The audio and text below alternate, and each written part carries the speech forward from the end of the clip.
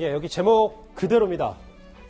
오늘 오전 국회 외교통일위원회의 주중대사관 국정감사가 있었습니다. 시선은 문재인 정부 초대 정책실장인 장하성 주중대사에게 모아졌는데요. 바로 법인카드 부정사용 때문입니다. 대학 교수분들께서 유흥업소에서 교내 연구비 법인카드와 또 행정용 법인카드로 수천만 원을 사용을 하고 또 이것을 카드 쪼개기까지 한 것은 어떻게 생각하십니까? 제가 연구소 구성원들과 음식점에서 식사와 와인 같은 술을 곁들인 회식을 하면서 총 6차례 걸쳐서 총 279만 원을 사용을 했고 적절하지 못한 사용했다는 통보를 받고 곧바로 전에 방북을 했습니다.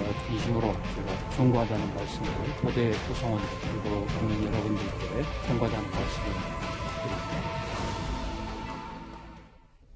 주중대사관 국정감사에 이제 대중국과 관련된 여러 가지 내용이 나왔어야 되는데 일단 이 이슈가 워낙 컸기 때문에 결국 이 법인카드 부정사용 관련해서 이도원 의원님, 네네. 장하성 주중대사 고개를 숙였습니다. 장하성 교수도 그렇고 우리 고대 교수님들이 굉장히 민망한 상황에 처하게 됐죠. 그러니까 그 교수들이 1인당 한 차례 또는 86차례 해가지고 6,693만 원을 유흥업소에 썼다는 겁니다.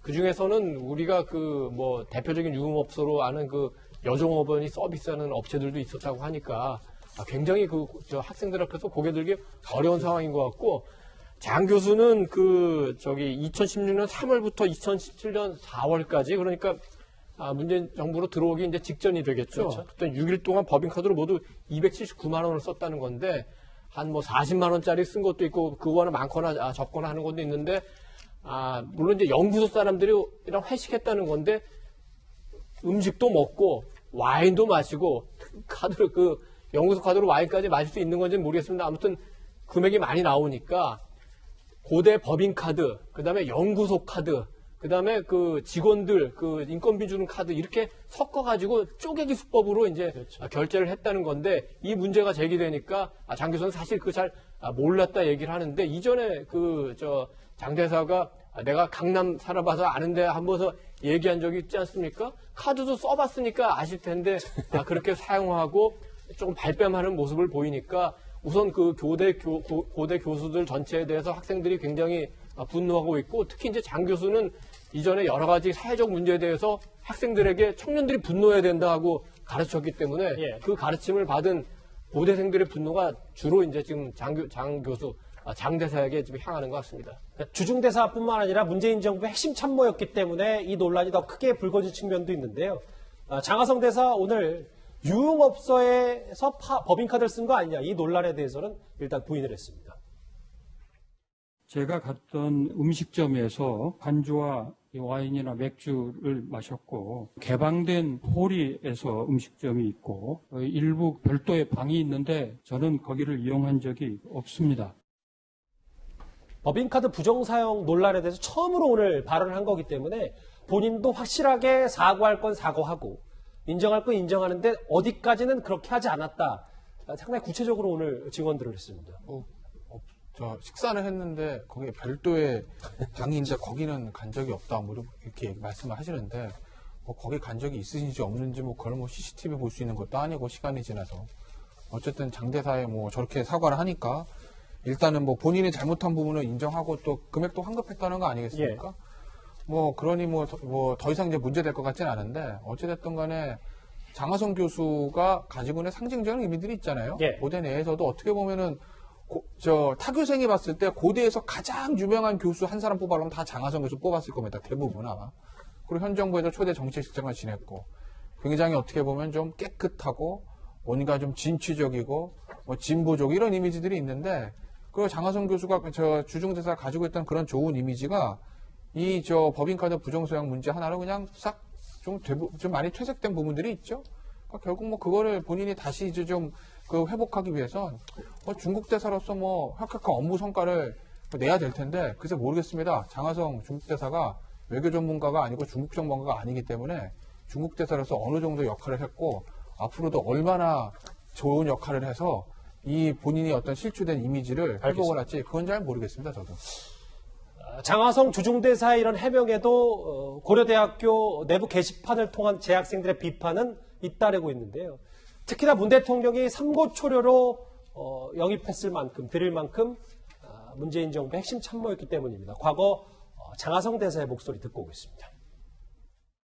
최근에 이 정부가 들어선 이후로 이루어진 인사들을 보면서 좀 저 스스로 개인적으로도 감동 먹었습니다. 정말 이 정부가 뭔가 변화를 일으키고 국민들의 눈높이에 맞춘 일을 이루어내겠다 하는 의지가 있구나.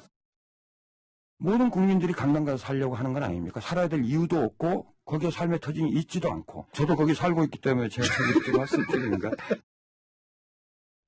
당시 저 발언 꽤 논란이 됐고 부동산 정책과 맞물리면서 조상호 부대변인 고대 내부에서는 아직도 근데 그 비판 수준이 가라앉진 않고 있는 것 같더라고요. 네, 뭐, 당연히, 그거는 뭐, 학생들로서는 비판할 수 있는 부분이죠. 왜냐면, 이 연구소의 그 카드라는 게 결국에는 연구 지원이라든가 연구원들의 어떤 노고에 대한 보답이 이루어진다든가 이런데 합리적으로 쓰여야 되는데, 지금 이것들을 만약에 교수들끼리 아니면 좀 연구소를 지배하고 있는 사람들끼리 유흥지점 같은 데서 썼거나 아니면 국가의 식사를 하면서 음주를 곁들이는데 사용했다면 그건 명백히 비판받아 마땅한 부분이라고 생각을 합니다. 그건 학생들 당연히 비판할 수 있는 거죠. 알겠습니다. 장하성 교수 관련된 오늘 주중대사관 외교통일부 국정감사 얘기까지 하나하나 정리를 해봤습니다. 저희가 앞서 이 독감 주사부터 그리고 이 장하성 교수의 논란까지 하나하나 짚어봤는데요. 댓글을 좀 만나볼 차례가 왔습니다. 첫 번째 시청자의 목소리 들어볼까요?